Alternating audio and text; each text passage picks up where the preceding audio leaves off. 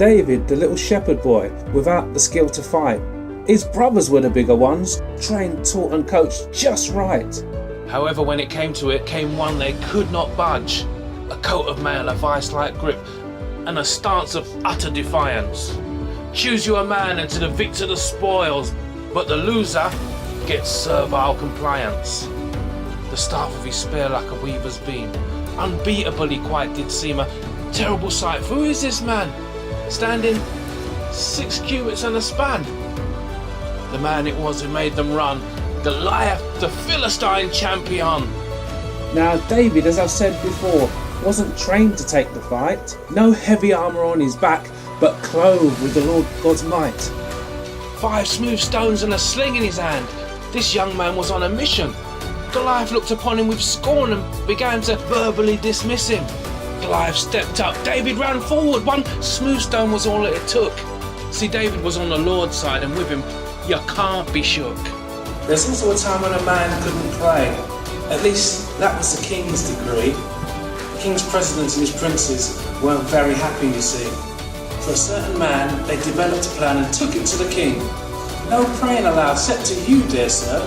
And if someone does, can we suggest one thing? Right there and then asked the king to pen.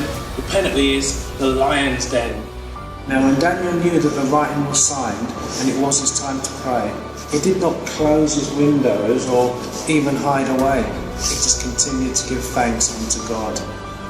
Now the men came about and they saw Daniel praying. They went straight to the king without any delaying. We saw Daniel, your man, yes, your #1 fan, and in fact we saw him praying. Now, dear king, with your pen you have sent us to dens with the lions for those disobeying.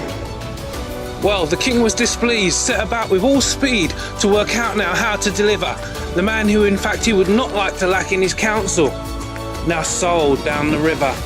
Not a thing could be changed, the law had to be passed, and Daniel was slung in the den.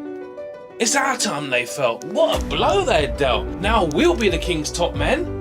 In the morning, the king with real haste in his spring arrived at the den and was sad. Daniel, oh, he cried out, was your God without doubt able to save and in fact deliver? Yes, O king, he's the best. Never sleeps, never rests. Not a scratch or a bite. Prayer to my God is right. He's delivered. So, when things look rough and the going does get tough, there's no need for negative contemplation. As time and again, God is able, my friend, to change defeat into a winning situation.